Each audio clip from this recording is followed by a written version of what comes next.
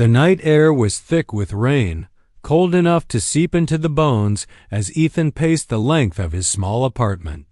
Every shadow seemed to stretch and twist as if mocking his helplessness. He had tried to convince himself that this was just another false alarm, another misread signal, but deep down he knew better. His son Oliver had been taken. Not just anywhere, not by some petty thief or random misfortune, but by someone who seemed to know exactly how to exploit his worst fear. The first sign came in the form of a letter slipped under his door. The paper soaked with rain, the ink smeared but still legible. You have what we want. Your son is ours. Follow the instructions, or he will be gone forever. Ethan's hands trembled as he read the words. His heart raced, each beat echoing in his skull like a drum of impending doom. He clutched the letter, trying to piece together the meaning, the location, any hint that could lead him to Oliver. The police had been no help. They treated it like another routine missing child case, a statistic to be filed and forgotten. But Ethan wasn't willing to be a statistic. Oliver was his world, the reason he endured long, grueling shifts at the hospital, the reason he laughed at terrible jokes, the reason he believed in something bigger than himself. He replayed the morning in his mind, trying to find a clue he had missed. The way Oliver's laughter had echoed in the kitchen, the way he had hugged him goodbye, those mundane moments now felt painfully precious. And now, without warning, they had been ripped from him. Desperation gnawed at Ethan, eating away rational thought. He needed help, someone who could navigate the darkness the police couldn't touch, someone who operated outside the rules. He remembered rumors whispered in the city's underground, tales of a man named Lucian, a figure who seemed to drift in and out of myth. Some said he was a sorcerer, others called him a demon hunter, but all agreed he never turned away a desperate plea, though nothing came without cost. Ethan didn't care about cost. He just wanted his son back. Following a faint lead, he found himself wandering through the rain-slick streets to a derelict part of the city, where neon lights flickered like dying fireflies. The air smelled of smoke and decay. Every step felt like crossing a threshold into another world, one that was dark, dangerous, and unknowable.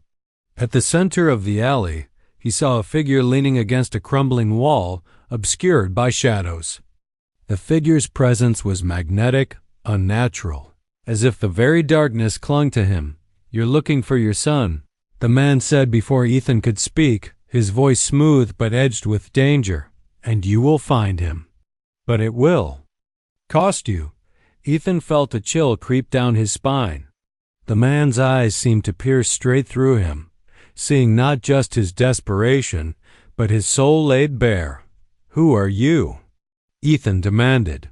"Lucian," the stranger replied. "And you need to save your son." "And I need a woman to save my soul." Ethan's mind froze. The words were cryptic, yet heavy with gravity. Something about them resonated, a sense that his life and Oliver's was about to become entwined. With forces far beyond his understanding, rain pattered around them, washing the city in silver light. In that moment, Ethan realized that normal rules no longer applied. To save his son, he would have to make a pact, a binding promise with a pid infamous with a pendrin.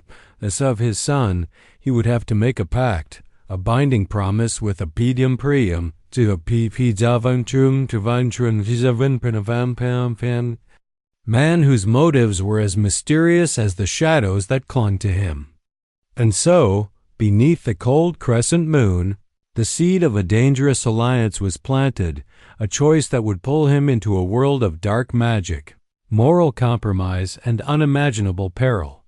Ethan's heart ached, but he knew one thing with absolute certainty. He would do anything to bring Oliver back. The name Lucian hung in the air like a spell, heavy and binding. Ethan stared at the man, trying to read him, but Lucian's face was half swallowed by shadow. A hood covered his head, droplets of rain sliding down the fabric and dripping into the darkness that veiled his features. He didn't move much yet. Something about him seemed alive, shifting like smoke curling around a flame. "You know about my son?" Ethan's voice cracked with urgency. "How? Who are you really?" Lucian gave a small, humorless smile.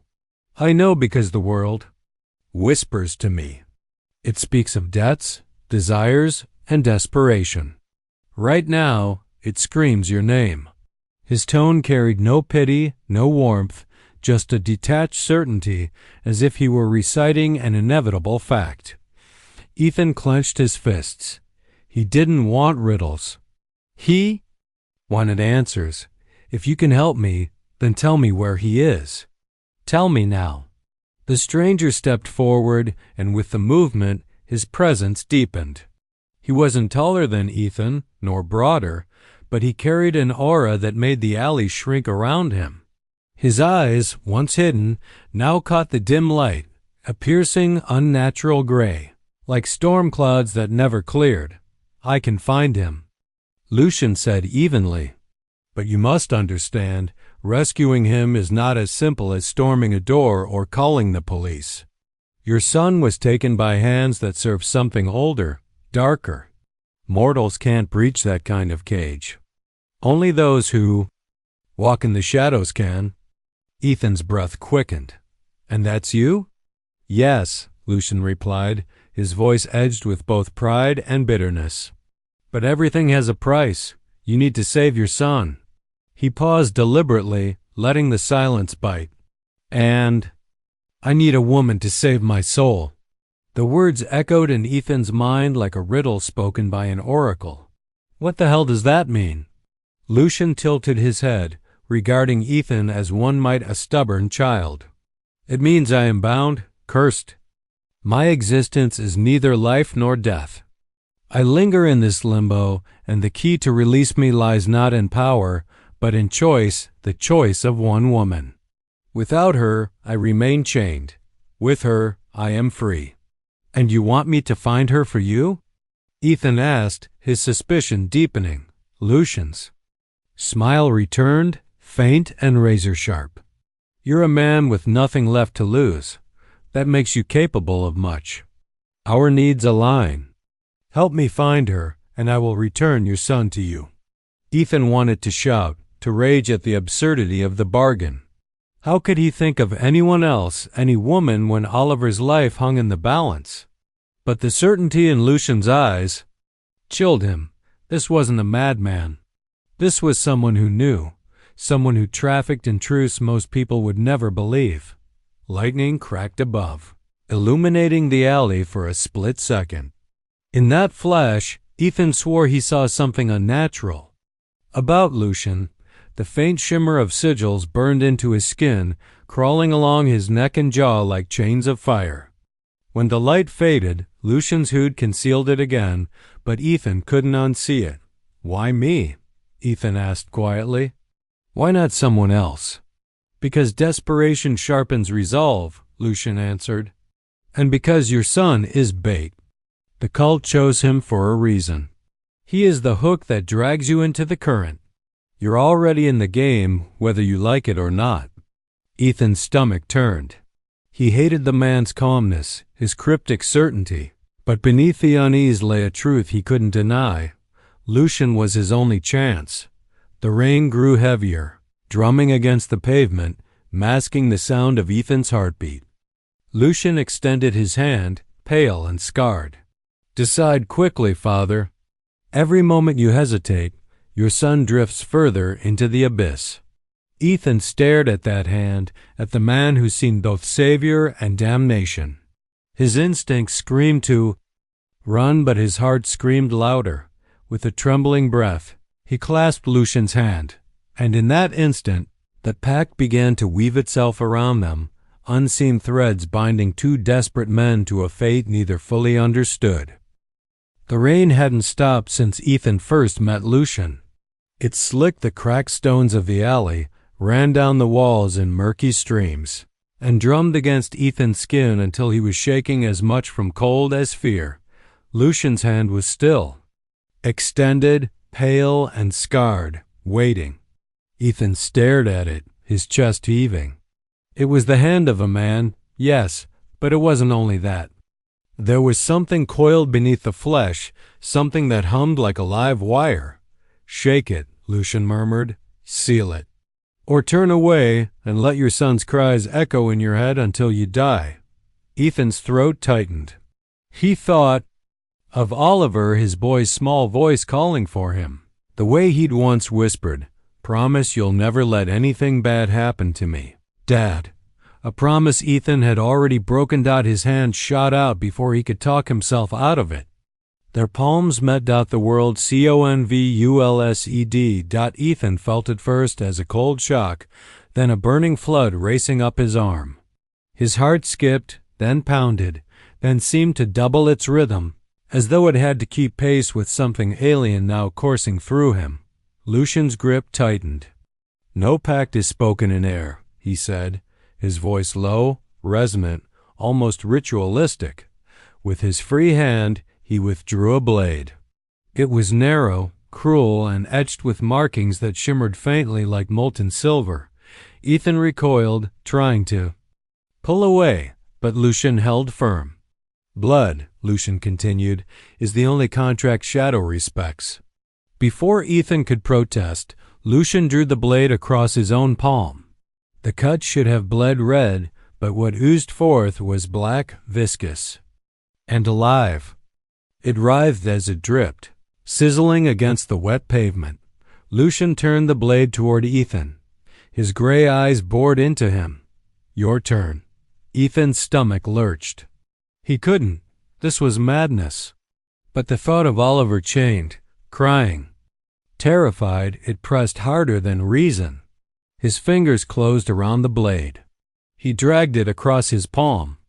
Pain flared sharp and hot, and his blood spilled bright, red, human. Lucian seized his hand again. Their blood mingled, red and black merging, sizzling as though fire had kissed water. A wind roared through the alley, though no storm touched it. Symbols flared on the walls, crawling lines of light that pulsed like veins. Ethan gasped, his knees buckling as the force of it crashed into him. It was like drowning and burning at once. He saw flashes, shadows screaming, doors slamming shut, chains coiling around a figure that looked far too much like Lucian. And then he saw Oliver, his son's face twisted in terror, reaching for him through bars that weren't made of iron, but of darkness itself. The vision tore away as suddenly as it came.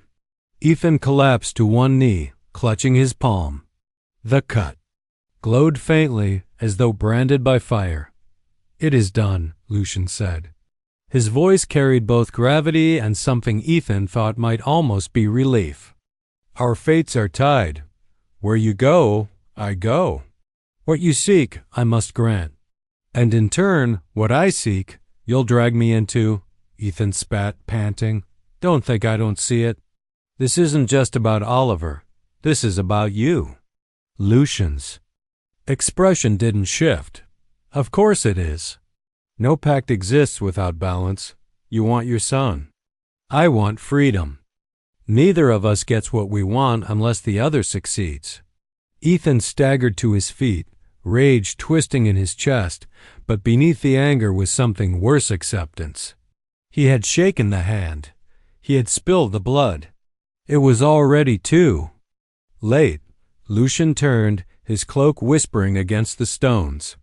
"Come, the cult wastes no time, and neither can we." Ethan glanced at his hand one last time. The wound no longer bled, but the mark glowed faintly beneath his skin, an ember branded into him. He clenched his fist, jaw tight. He had bound himself to a monster, but for Oliver, he would walk through hell itself, and perhaps he already had. Lucian's stride was silent despite the wet pavement, each step deliberate, almost ritualistic. Ethan followed, still cradling his cut palm. The wound no longer bled, but it burned, faintly glowing in the crescent moonlight like an ember under skin. Every nerve in his body screamed that he'd made a mistake, But every thought dragged him back to one truth: Oliver. They stopped at the edge of a condemned district, a cluster of warehouses long abandoned, windows shattered, walls tattooed with graffiti. The air was stale, carrying the faint musk of mold and rust. Lucian pushed open the door of one, and Ethan hesitated before stepping inside. The interior wasn't abandoned at all. Candles flickered along the cracked walls, their flames burning colors Ethan had never seen in wax: green, violet, even black. Sigils sprawled across the floor in chalk and ash, some pulsing faintly as if alive. Strange jars lined rusting shelves, filled with liquids that glowed faintly, or with things Ethan didn't want to identify. "This is where you'll learn," Lucian said, moving with casual familiarity, like a professor strolling through his lecture hall. "The cult that took your son serves more than a creed. They serve a presence, one that feeds on obedience and fear. To face them, you'll need to unlearn what the world has taught you." Ethan swallowed, his throat dry. "You think I can fight them? I'm just a father," Lucian cut in sharply, turning to face him. His eyes glimmered in the candlelight. "And that makes you dangerous. But desperation alone isn't enough. You must learn to bend the shadows, or they will devour you whole." He gestured toward the largest circle inscribed on the floor. "Step inside." Ethan hesitated, but the memory of Oliver's voice, the boy's laughter, the warmth of his hand in Ethan's pushed him forward. He stepped into the circle. The air shifted instantly, heavier, as though unseen eyes pressed against his skin. Lucian began to chant, not loudly, but steadily, each word rolling like thunder spoken underwater. The sigils lit up in response, crawling with pale fire. Ethan felt his chest tighten. His breath came ragged, and a whisper scratched at the edges of his mind, words he didn't understand but instinctively feared. "Hold steady," Lucian said, firmly. "They smell weakness. If you flinch, they will follow you home." "What are they?" Ethan asked, his voice barely more than a gasp. "Echoes," Lucian replied, his chant never faltering. "Remnants of those who've been swallowed by the dark. You'll need to learn to command them, not cower from them." The whispers grew louder. Ethan felt claws of ice scrape at his thoughts, images flashing in his head. Oliver crying, Oliver vanishing into endless dark. His knees buckled, but he clenched his fists, grounding himself in that one memory of his son's smile. The whispers recoiled. The circle dimmed. The pressure eased. Lucian finally stopped chanting. His expression was unreadable, but his tone carried the faintest edge of approval. "Not bad. You resisted longer than most. Fear is a chain, but also a weapon. Learn to wield it, and you'll survive." Ethan stumbled out of the circle, drenched in sweat. His legs shook as if he'd run miles. That was just training?" Lucian smirked faintly. "That was a hello. Tomorrow the shadows will push harder, and so will I." Ethan leaned against the wall, trying to slow his racing heart. He hated Lucian, hated his calmness, his riddles, his damned certainty, but he needed him. Needed his knowledge, his strength, his darkness. For Oliver, he would endure. And as the last of the candles sputtered out, leaving the warehouse in near darkness, Ethan realized something else. A part of him wasn't just afraid. Part of him was ready. The days that followed blurred into a rhythm of exhaustion and revelation. Ethan had thought himself strong years of 12-hour shifts at the hospital, the sleepless nights as a single father, but Lucian's training broke him down in ways he couldn't have imagined. He learned how to silence the whispers that clawed at his sanity, how to see movement in the edges of shadows that weren't really there, how to touch a sigil without letting it consume him. Every failure left him vomiting in the corner, ears ringing with screams only he could hear. Every success was rewarded with nothing but Lucian's cool, unreadable nod. And then one night, Lucian simply said, "It's time." They set out beneath a sky swollen with storm clouds. The city fell away behind them, neon and noise giving way to empty fields and blackened woods. Ethan drove in silence, his knuckles white against the steering wheel, following Lucian's directions. The road narrowed, cracked, and finally dissolved into gravel that led them into a forest. Ethan had grown up with Forrest's family camping trips, hikes with Oliver, but this one was wrong. The trees loomed unnaturally tall, their branches tangled into skeletal arches that blocked out the moonlight. The deeper they drove, the more the world seemed to thin. The air itself grew heavy, as if soaked in invisible oil. Even the crickets had gone silent. Finally, Lucian motioned for him to stop. "There," he said, pointing ahead. Through the trees, Ethan saw the faint glow of fire. He killed the engine, and the forest swallowed the sound. Together, they crept forward, crouching low. What emerged through the undergrowth made Ethan's blood run cold. An old church, long collapsed, stood at the center of a clearing. Its stone walls were fractured and moss-covered, its windows shattered, but life or something like it throbbed within. Dozens of hooded figures moved in rhythmic patterns, chanting in unison. Torches lined the perimeter, but their flames didn't waver with the wind. They burned straight and steady, as if bound by some unnatural law. Ethan's heart pounded. Somewhere in that ruin was Oliver. He could feel it, an ache in his chest that no logic could explain. Lucian crouched beside him, his voice a whisper, as sharp as glass. "Do not be deceived by the human masks. Many of them are husks, bodies worn thin by the thing they serve. Strike them, and they will not bleed like men." Ethan swallowed hard, staring at the cultists. "And what about the others? The true believers?" Lucian's smile was thin, cruel. "They will bleed plenty." A shiver rippled through Ethan. He had trained, yes, but the thought of killing even monsters, even cultists, made bile rise in his throat. He wasn't a soldier. He wasn't a hunter. He was just a father with a scalpel's precision, not a warrior's blade. Lucian's hand fell onto his shoulder, grounding him. "Do not mistake hesitation for morality. Your son's cage is built from their devotion. To break it, you must shatter more than locks." Ethan closed his eyes, forcing the image of Oliver into his mind, his boy's smile, the warmth of his tiny arms around his neck. When he opened them, the fear didn't vanish, but it hardened into something sharper. Determination. Lucian rose smoothly, his cloak seeming to dissolve into the shadows around him. "Stay close. Step where I step. And when the moment comes, do not falter." Together they descended into the clearing.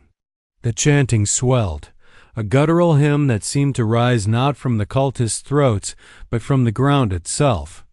The ruined church loomed larger with each step, its broken cross twisted into a shape Ethan didn't recognize, something angular and wrong. As they neared the edge of the firelight, Ethan realized the truth.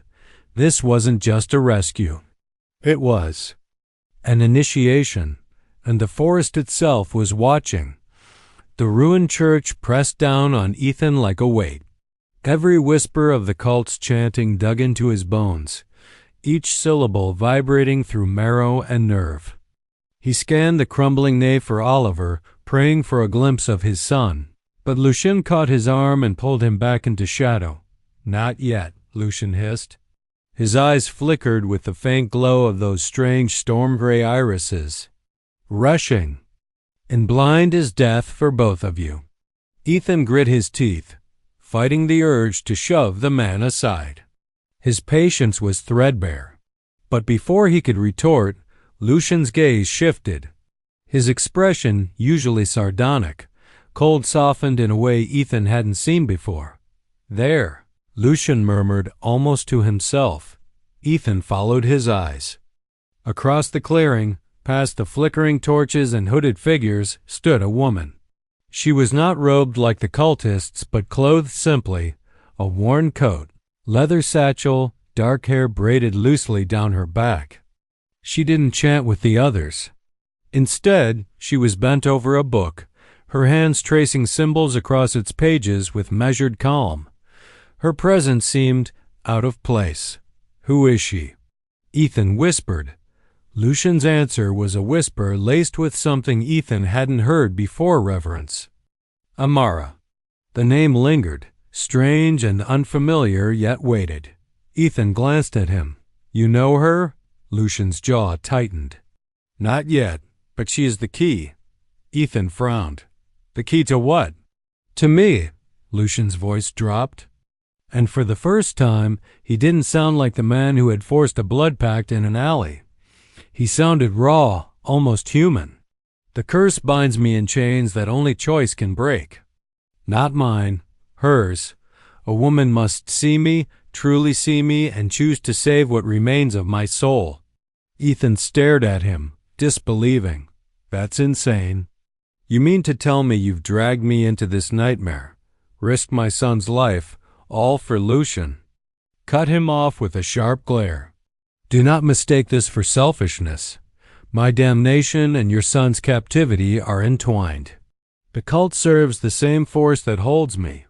Their ritual is not just to keep your boy, it feeds the chain that binds my existence. Without Amara, I can break neither." Ethan's gut twisted. He wanted to scream at Lucian, to call him a liar. But the way Lucian's eyes lingered on the woman across the clearing silenced him. There was no lust in his gaze, no conquest.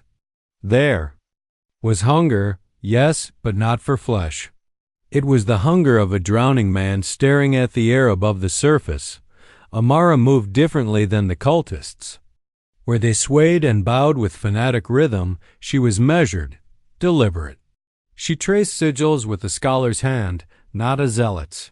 And when she closed the book, lifting her gaze, Ethan felt the strangest sensation, as though her eyes swept past the congregation and brushed across him. Just for a heartbeat. Lucian inhaled sharply, his fists curling. "She sees more than she should already." Ethan narrowed his eyes. "And you expect me to just, what, drag her to you? Trick her into saving your soul?"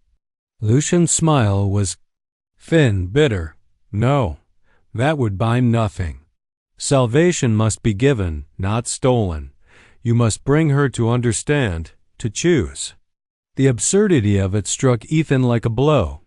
He had bargained his soul to save his son, and now he was expected to play matchmaker for a cursed stranger's redemption.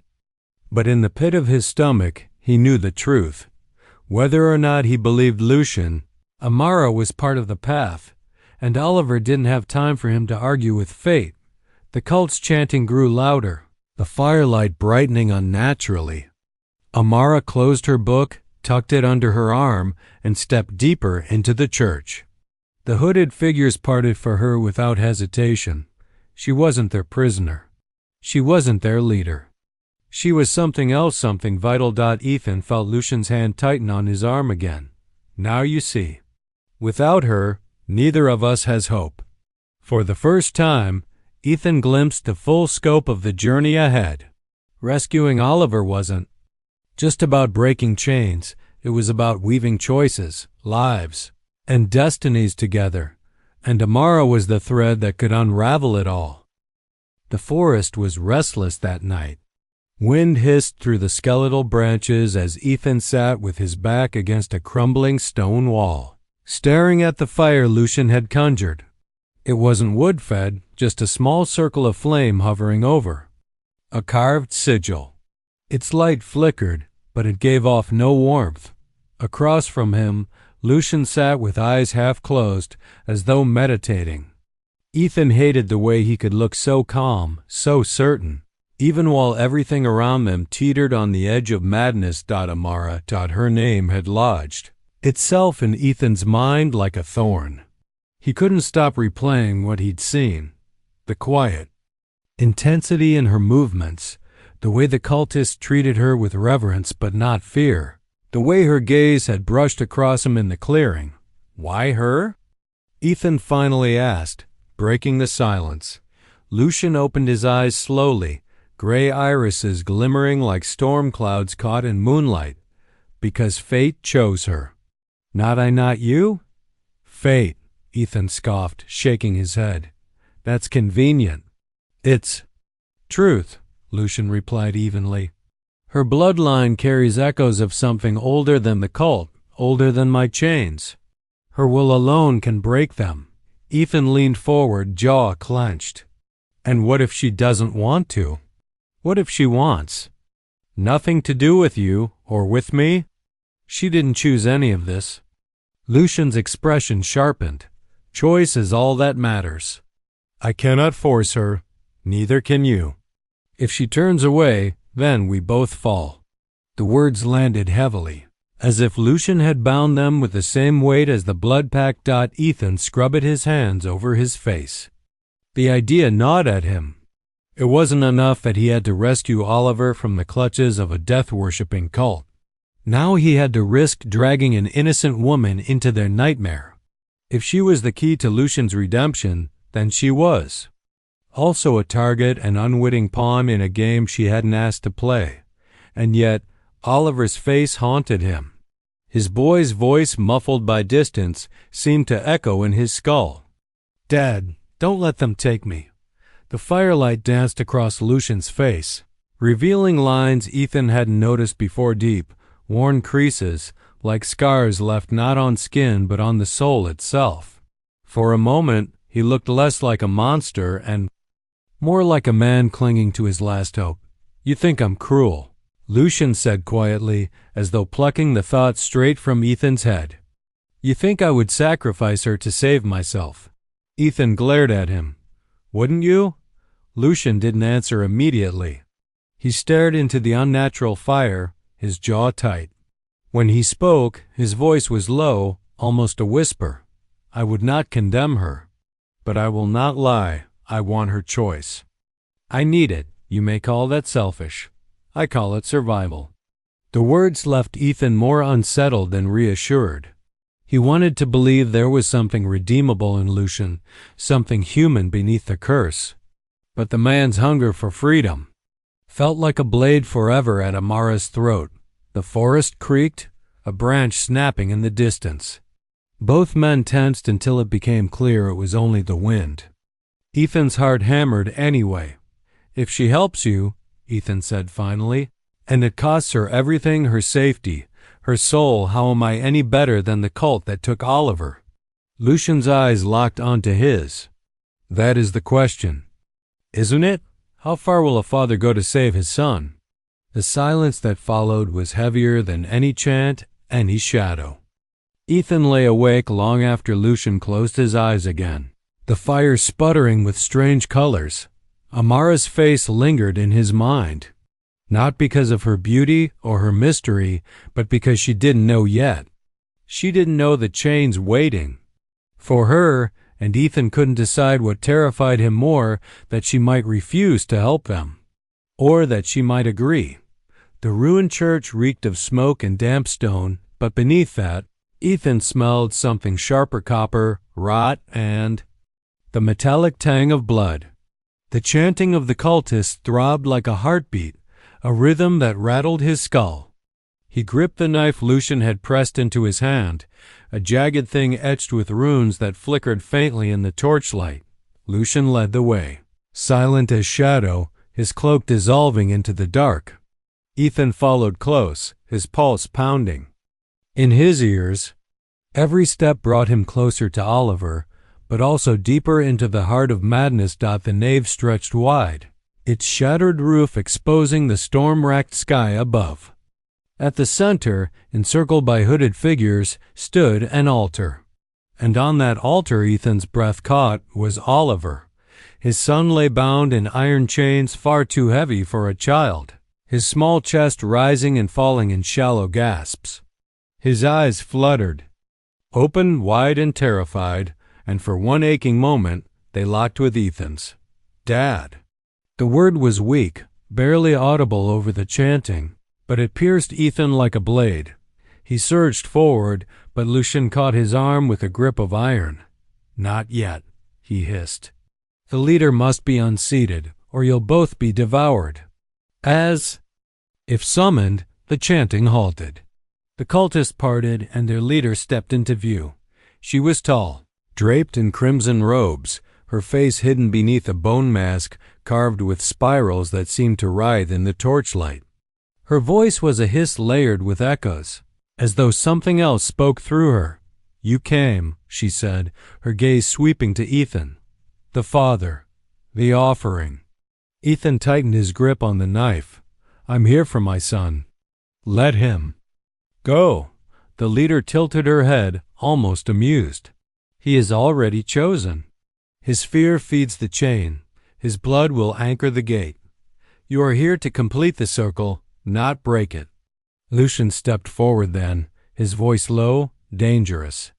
"Your circle ends tonight." The leader's masked face turned toward him. "Ah, the bound one, still clawing at your chains. Still pretending you are not ours." The air thickened instantly, pressing down on Ethan's chest. He staggered, gasping, as the torches flared. Shadows writhed across the walls, twisting into clawed shapes. Lucian's composure cracked for the first time.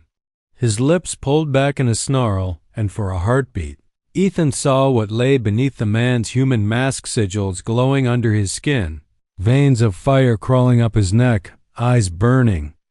With a storm that wasn't natural, the leader raised her arms. "You cannot fight me, Lucian. You are ours until her choice is made." Her gaze flicked toward the edge of the circle where Amara stood. Ethan's stomach dropped. She had been brought into the chamber by two cultists, her wrists bound though. Her posture remained unbroken. Her dark eyes swept the room, steady even in the face of madness. Lucian's voice cracked like thunder. "Release her." The cultists laughed, their voices a chorus that grated against Ethan's skull. The leader spread her arms wide, crimson sleeves flowing like wings. "Then let her choose. Here, now. Before her eyes, your soul will burn or be redeemed." The ground shook. Ethan staggered, his knife almost slipping from his grasp. The altar rattled, and Oliver whimpered, chains clanking as they tightened around him. Ethan's world narrowed to a single truth. He had to reach his son. But every path forward meant stepping deeper into the storm through Lucian's curse, through Amara's choice, through the cult's madness. Lucian's power flared, a storm of shadow and fire as the leader unleashed her own tendrils of black flame whipping toward them. The nave became a battlefield of light and darkness, every strike shaking the crumbling walls. Ethan gritted his teeth, heart splitting between two impossible tasks: save his son from the altar, or stand with Lucian and Amara to face the leader. The first time, he realized the pact had never been just about survival. It was about choosing which soul to save. The church quaked as if the earth itself rebelled. Stones rained down from the vaulted ceiling, dust clouding the air. Ethan staggered across the cracked floor, the knife slick in his grip, his eyes locked on Oliver. His boy writhed against the chains, eyes wide, lips forming the same word over and over: Dad. The cultist chanting had risen to a fevered roar, and above it, the leader's voice carried like thunder. "The gate opens. The blood completes the chain." Lucian was no longer entirely human. His form flickered between man and storm, shadows shredding from his skin, veins of fire burning through him.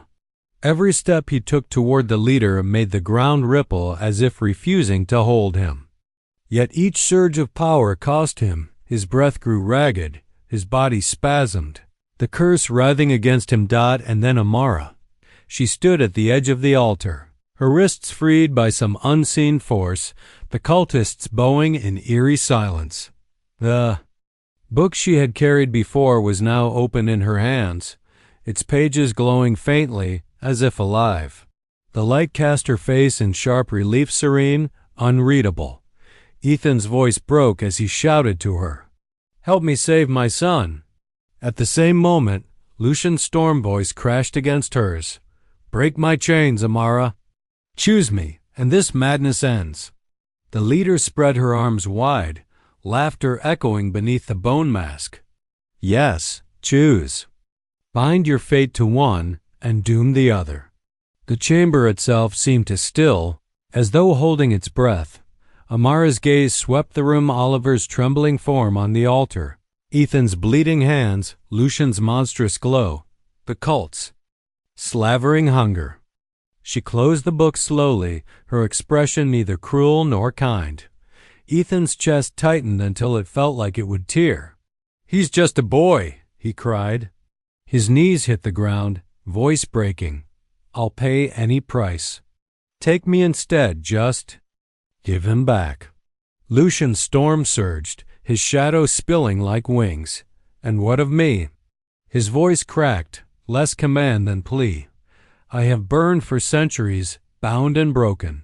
One word from her, and I can be free. Don't deny me." Now? The chains binding Oliver rattled tighter, the boy screaming in pain. Ethan lurched forward but was hurled back by an unseen force, the knife clattering from his grasp. He landed hard, choking on dust, his heart splintering at the sound of his son's cries. "Amara!" he roared, raw, desperate. "Please!" Her eyes met his. For the first time, Ethan felt their weight, not cold, not cruel, but immeasurably heavy. As though she carried centuries of seeing into men's souls, she turned. Then, her gaze falling on Lucian.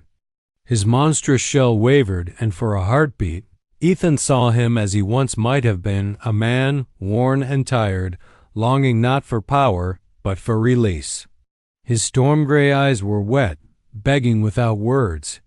The silence shattered as Amara spoke. Her voice clear, ringing through the ruins like a bell. "One life cannot be bought with another." Her hands rose, and light burst from the book, searing through the chamber. The cultists shrieked, their forms unraveling into smoke. The leader's mask cracked, a howl tearing from her throat as the crimson robes burned to ash. Lucian screamed, not in rage, but in agony as the light engulfed him. His body convulsed, chains of fire ripping out of his skin, dragging pieces of shadow with them.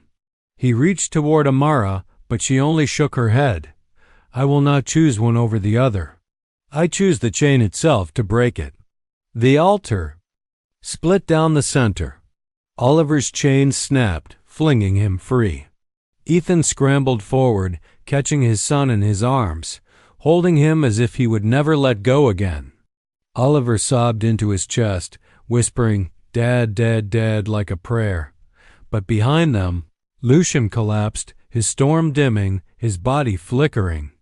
The curse was tearing free, not by Amara's salvation, but by her refusal to play its game. Looked at Ethan one last time, his voice ragged, almost human. "Save him well." "I am nothing."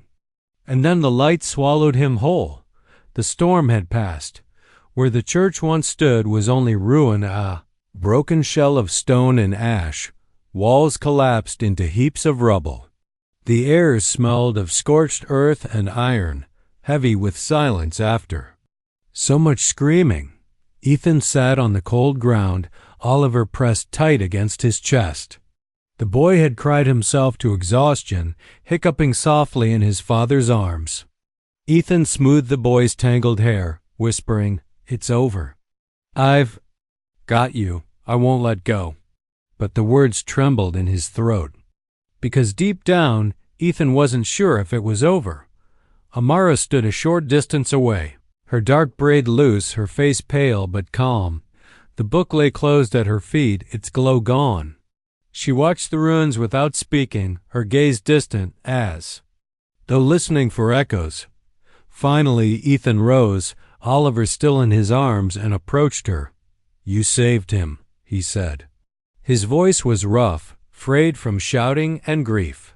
"You saved us both." Amara shook her head slowly. "I didn't." Save, I broke. Ethan frowned. What do you mean? Her eyes flicked to the space where Lucian had vanished. The stones that were blackened, cracked, as if lightning had struck. The chain that bound him is shattered. But chains don't simply vanish. They fall. And when they fall, they may bind anew. Ethan's grip on Oliver tightened. You're saying he's still out there? I'm saying he is not gone in the way you think. Her voice was steady, but not unkind. The curse was too old, too deep. It cannot be erased, only redirected. Ethan felt Oliver stir, the boy's, small fingers curling into his shirt. He swallowed hard, torn between relief and dread. He had his son back alive, safe in his arms, and yet a shadow lingered at the edge of his victory. He remembered Lucian's last words, "Save him well." I am nothing. But what if nothing was only another prison, another chain? Amara crouched and picked up the book. She held it with both hands as if weighing it. Your son will live, she said softly. That is the truth you must cling to. The rest, the cult, the curse, Lucian's fate, those storms will circle back in time, but not tonight. For the first time in days, Ethan let himself breathe. He looked down at Oliver, at his boy's tear-streaked face nestled against him, and felt a fierce swell of love. Whatever storms came, whatever shadows lingered, this moment mattered most. Oliver alive, his arms wrapped around him. But even as he walked away from the ruins, Amara at his side, Ethan couldn't shake the feeling that something unseen walked with them. The glow in his palm, faint and hidden beneath his skin, pulsed once like a heartbeat. A reminder of the pact. A reminder that bargains don't simply end. The night was still. The forest whispered. And somewhere, just beyond hearing, Ethan thought he caught the faintest sound like a storm rolling in the distance. He held his son closer. He whispered a promise to himself, a promise he wasn't sure he could keep. If the chains fall again, I'll be ready. Behind him, the ruins smoldered, and the silence was too deep to be trusted. The story was not over. It had only paused.